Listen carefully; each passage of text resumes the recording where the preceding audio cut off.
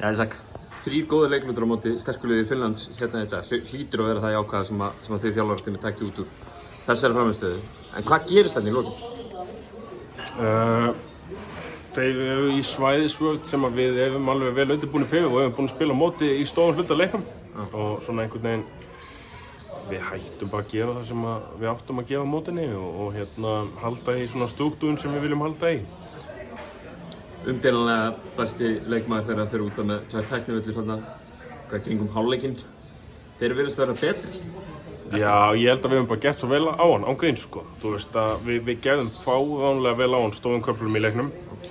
Hann pirraður? Hann var bara pirraður og var bara ekki með... Eru að kæfta Frosti þarna í tímaótum? Já, og svo kom aðeins og tók aðeins á honum og svo Frosti flottur á honum.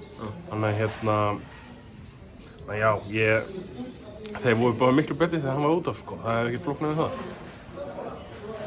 Liðið að slípa sig saman, æfingamót, svona þekkt stef í Södertälje. Hlýtur að leiðilegt samt að tapa 4 leikjum í röð.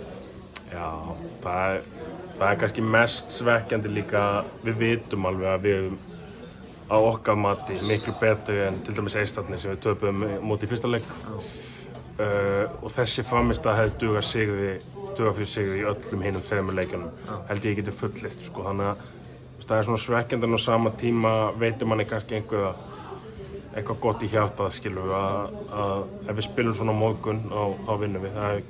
Það er bara, þetta finnska landsliðið er langbesta lið á þessum móti. Alveg í lokin, framlag í þessum leikjum þeir eru að fá þetta úr alls konar áttum.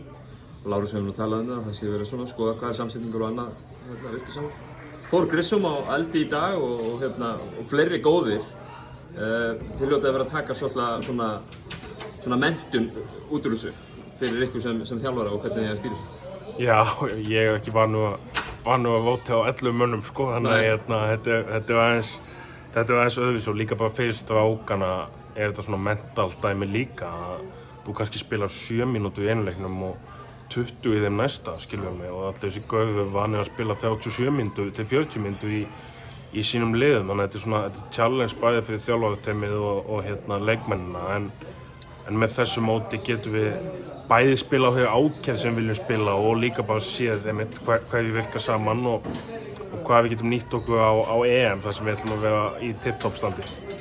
Noregur á morgun, síðasti séns til að ná í sigur í Södertälje. Þú ætlar væntanlega að lofa íslensku þjóðinni sigur í þeim leik? Já, annars verða menn bara að taka bátinn til Íslands, þetta er ekkert flókið. Kærar þakkir Ísak, gangi ykkur vel á morgun.